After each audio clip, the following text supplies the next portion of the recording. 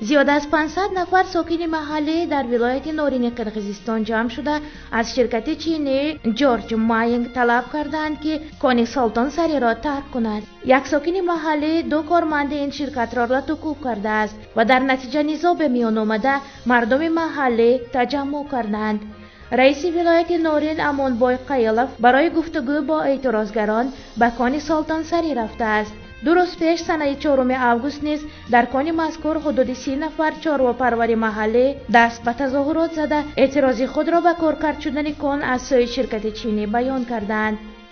ملک کامیلوف نماینده شرکت چینی که در سلطان سری کارخانه استخراج معدن را بنیاد کردن است گفت اگر شرکت ضرری رسانیده باشد آماده است به آن جواب گوید. همچنین همین گونه مناقشه سنه 3 اوگوست در سلطان سری میان ساکنان محلی و کارمندان شرکت چینی صورت گرفته.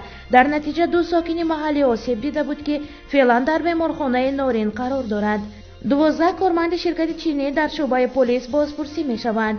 این هم در حال است که اکثر کانهای معدنی تاجیکستان در دست تاجران چین است. از افلاس شوی دریاچه ها و اکولوژی مردم گرد اطراف آن به داد آمدند ولی کسی به داد آنها نمی رسد.